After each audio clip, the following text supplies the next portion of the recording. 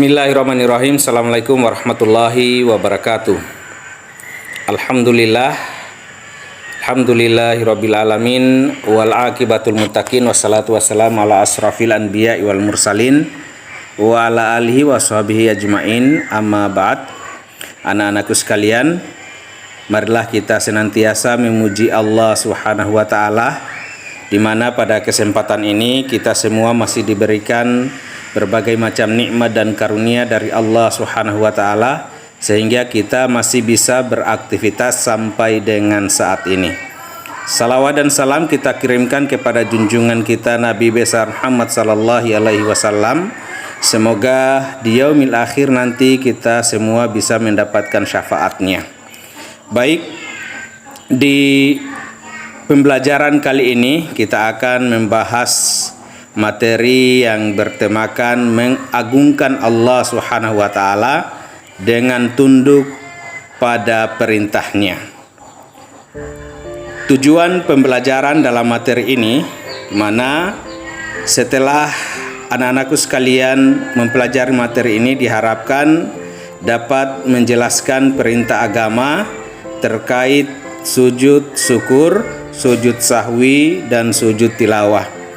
Kemudian peserta didik dapat menjelaskan tata cara sujud sahwi, sujud tilawah, dan sujud syukur sebagai sikap kepatuhan terhadap aturan Allah Subhanahu wa taala. Berikutnya, peserta didik dapat menjelaskan hikmah dari pelaksanaan sujud syukur, sujud sahwi, dan sujud tilawah. Dan yang terakhir, peserta didik dapat mempraktekkan sujud sahwi, sujud tilawah, dan sujud syukur sesuai dengan ketentuan. Dari tujuan pembelajaran tadi, titik fokus kita dalam pertama makna sujud tilawah dan syukur. Yang kedua, cara sujud dan sujud syukur. Dan yang ketiga, hikmah pelaksanaan sujud sahwi, sujud tilawah, dan sujud syukur. Baik anak-anak sekalian, sebelum memasuki materi, mari kita berdoa bersama-sama. Bismillahirrahmanirrahim. Rabbi zidni ilman warzuqni fahman. Selanjutnya kita masuk materi. Yang pertama, kita artikan dulu apa itu sujud. Jadi hakikat sujud itu adalah menggambarkan penghambaan dan kepasrahan diri kita kepada Allah Subhanahu wa taala. Manusia hanya boleh bersujud kepada Allah Subhanahu wa taala. Adapun kepada sesama manusia, maka Allah Subhanahu wa taala perintahkan kita untuk saling menghormati, saling menghargai. Kaki, lutut, telapak tangan, dan dahi kita yang menempel di atas tanah ini menunjukkan kepatuhan, ketundukan, dan kepasrahan kita kepada zat yang telah menciptakan kita. Kemudian macam-macam sujud. Jadi selain sujud yang dilaksanakan dalam sholat, terdapat 3 jenis sujud lainnya. Yang pertama, sujud sahwi. Sujud ini merupakan sujud yang dilakukan karena lupa atau keraguan kita dalam mengerjakan sholat. Yang kedua, sujud tilawah, yang artinya sujud yang dilakukan pada saat kita membaca dan atau kita mendengarkan ayat-ayat sajadah yang terdapat dalam Al-Quran. Selanjutnya, yang ketiga adalah sujud syukur, merupakan sujud yang dilakukan sebagai perwujudan dari rasa syukur kita.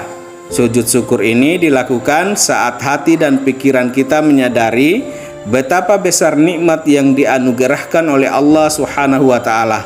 Sujud syukur juga bisa kita lakukan karena terhindar dari suatu bahaya tertentu. Selanjutnya, tata cara pelaksanaan sujud. Kita mulai dari sujud sahwi. Tata cara pelaksanaan sujud sahwi yaitu yang pertama, sujud sebelum salam setelah membaca tahiyat akhir.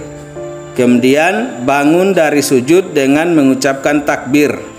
Duduk sebentar, takbir, dilanjutkan dengan sujud kedua.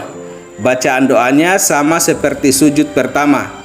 Dan yang terakhir duduk kembali dan diakhiri dengan salam.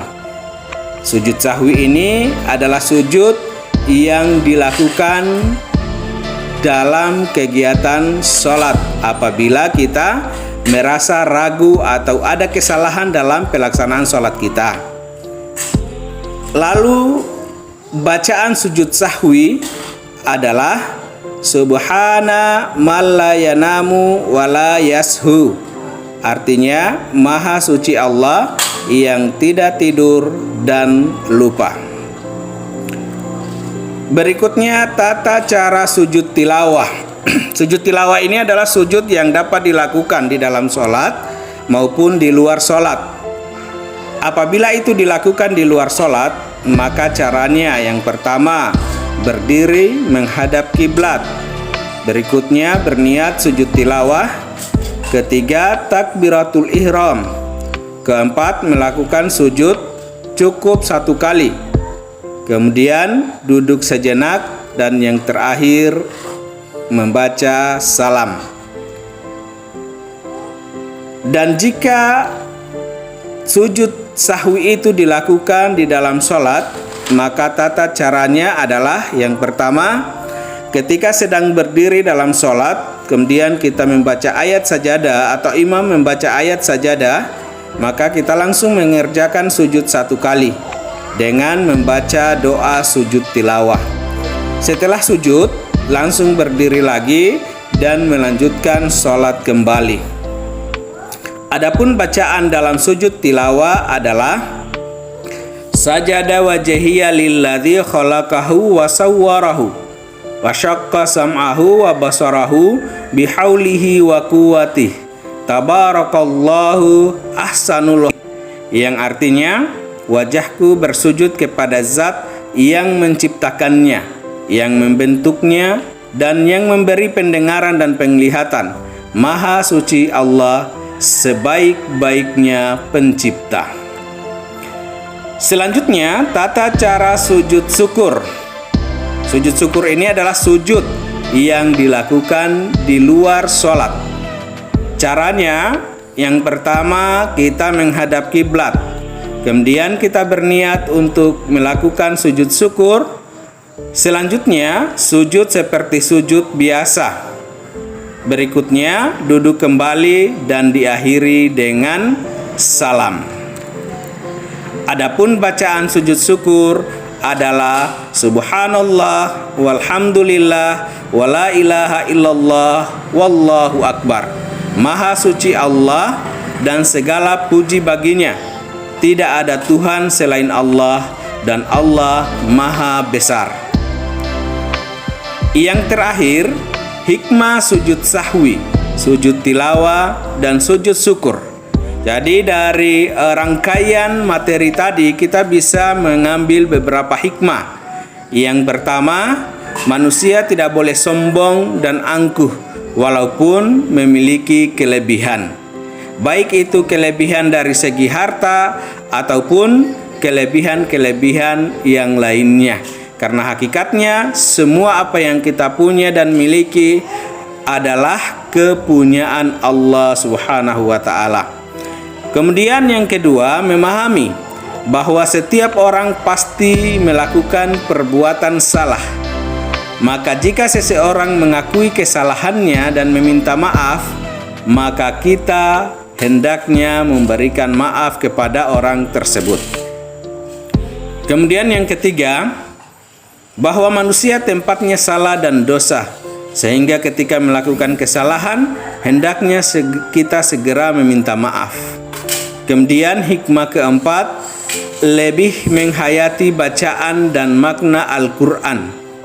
Selanjutnya yang kelima, kita lebih mendekatkan diri kepada Allah Subhanahu wa ta'ala. Keenam, sebagai wujud mensyukuri nikmat yang telah diberikan oleh Allah Subhanahu wa ta'ala. Berikutnya, kita akan memperoleh kepuasan batin berkaitan dengan anugerah yang diterima dari Allah Subhanahu wa taala, serta terakhir memperoleh tambahan nikmat dari Allah Subhanahu wa taala dan selamat dari siksanya. Baik anak-anak sekalian, demikianlah materi kita yang berkaitan dengan mengagungkan Allah dengan melaksanakan perintahnya. Semoga dengan materi ini dapat menambah pemahaman kita terhadap materi sujud, khususnya sujud yang dilakukan di luar sholat. Dan semoga materi tadi bisa menjadi tambahan nilai kebaikan kita di sisi Allah Subhanahu wa taala. Saya akhiri, fastabiqul khairat. Assalamualaikum warahmatullahi wabarakatuh.